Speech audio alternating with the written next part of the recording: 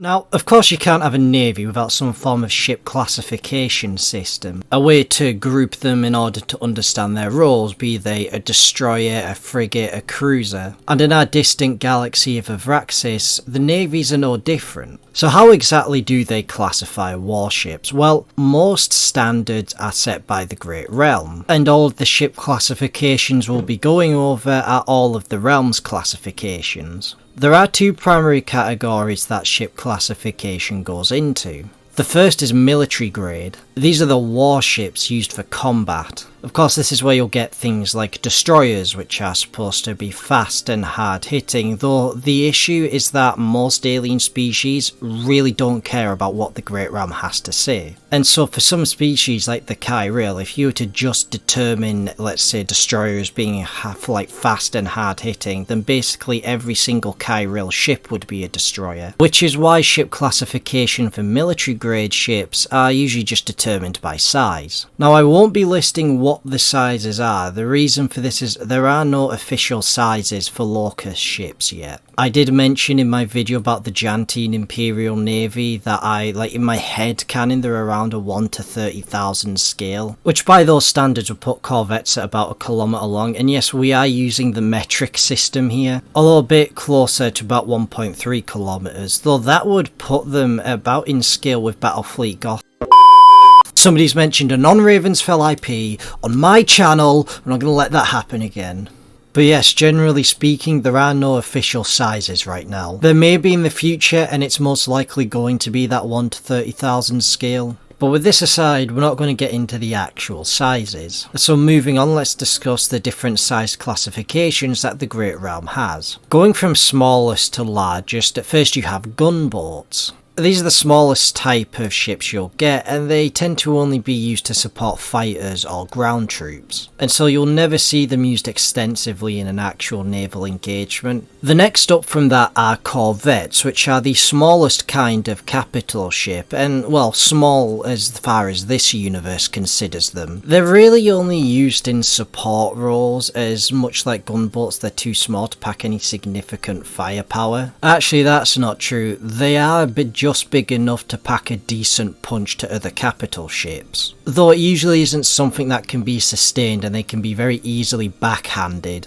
Though they aren't designed to be assault ships, they're just designed to be support ships. Above that you have patrollers. Now patrollers, or I believe they're marked as patrol ships in the rules book. These are very similar to corvettes, and they're usually only slightly bigger than them, but they're not designed for a support role like the corvettes are. Patrollers are actually designed to operate independently, and so sometimes they can actually pack some decent firepower, though you'll usually only ever see them in desperation in an actual naval engagement, because a corvette that desperately wants to be a cruiser is never really going to cut it. Patrollers are designed for what the name suggests, just to patrol and observe. They're only designed to destroy sort of lesser enemies, such as pirates or very small strike forces. Patrollers will be the primary ships of, system defense forces or planetary governors, just to be the first line of defense before the actual proper military ships get there.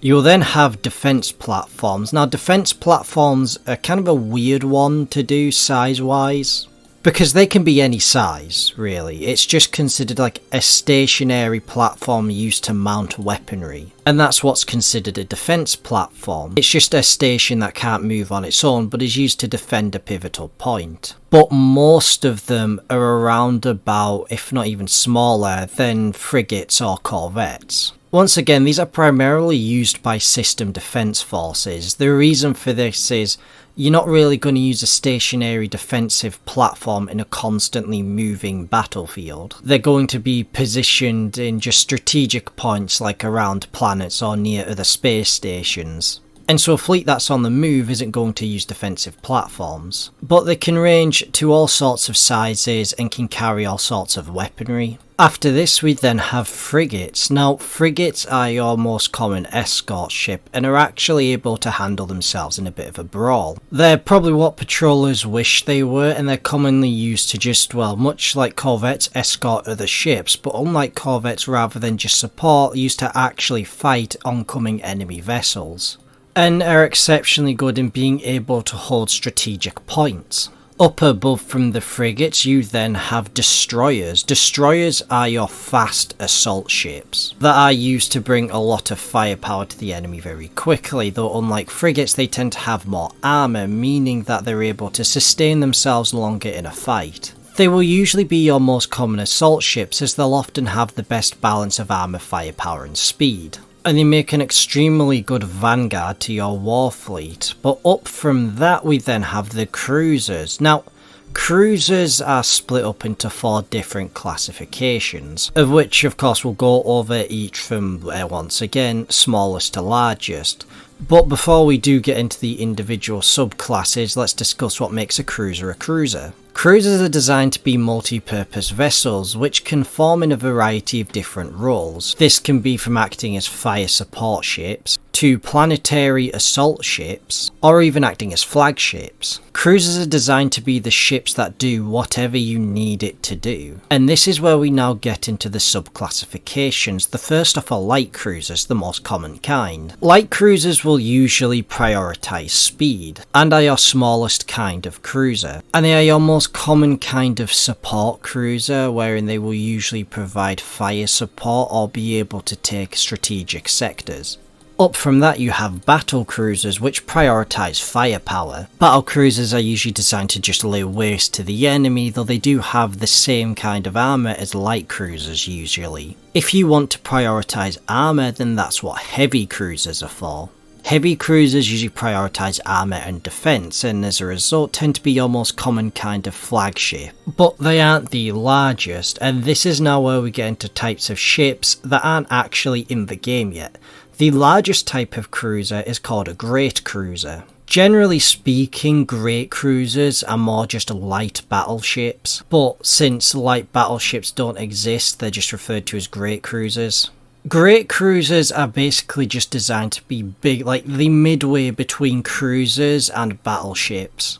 And they are particularly rare, you'll usually only ever see them in large scale conflicts. But they do still have a multi-role element like a cruiser would. But then we get into the battleships. Now battleships are very rare.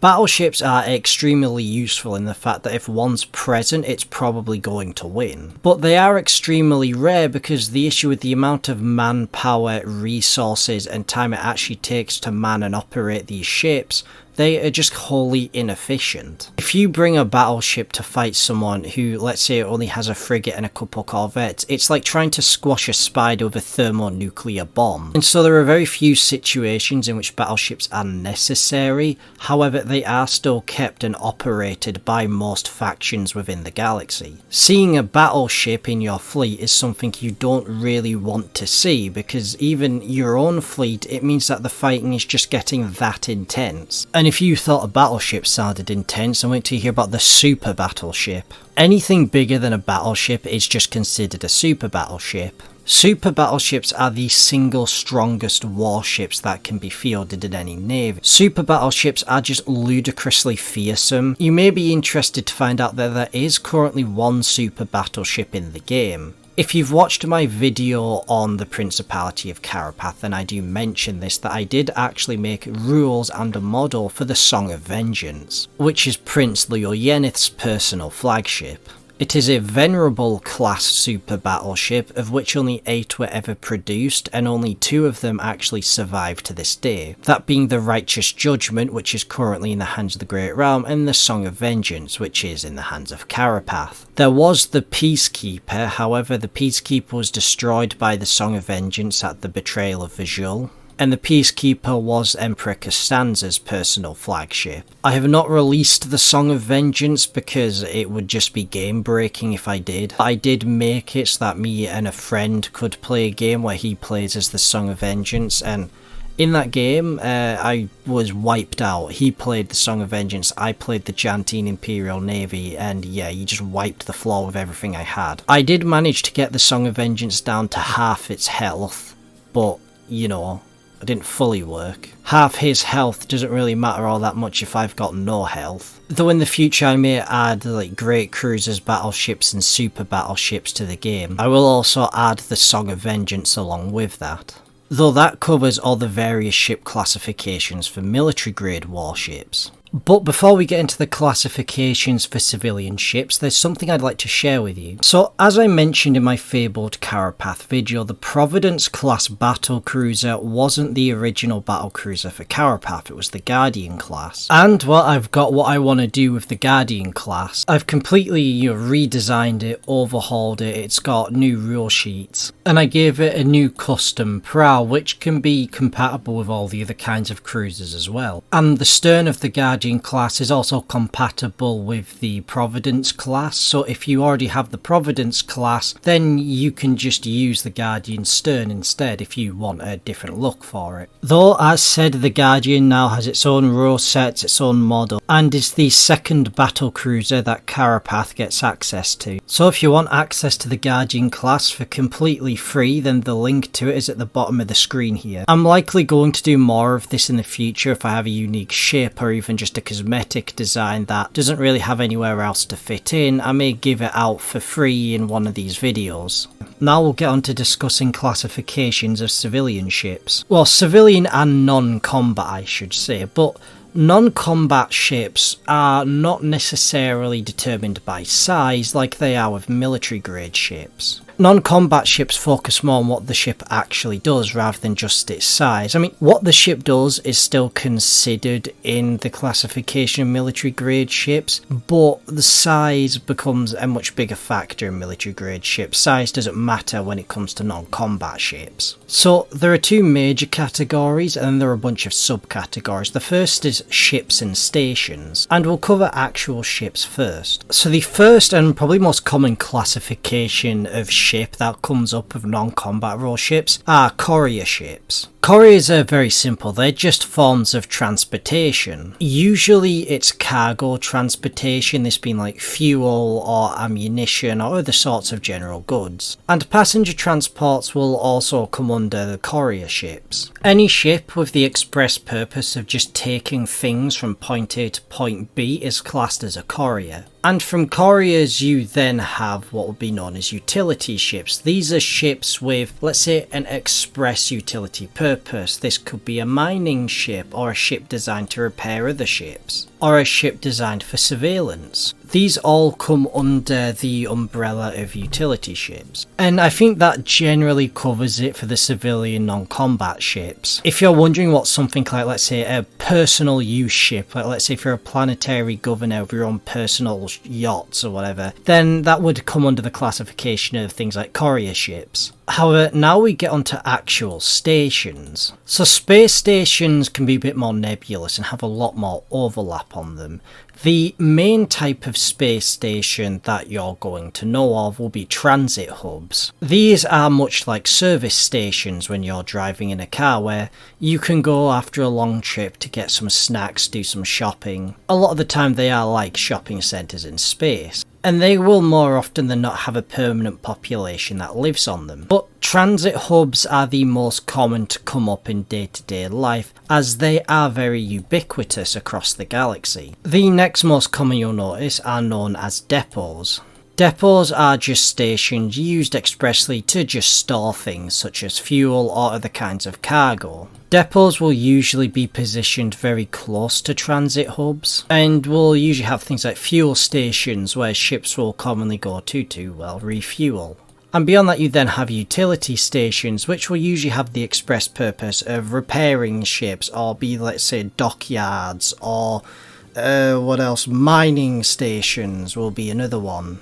Now, beyond this, it just gets a bit more nebulous or hyper-specific. A lot of you may be thinking, well, what about, let's say, just cities in space where people live? Well, stuff like that would come under transit hubs. And these stations aren't small. Like, if you look at, if you consider that the corvettes are over 1 kilometre long, then that would mean most of these stations are about the size of a city.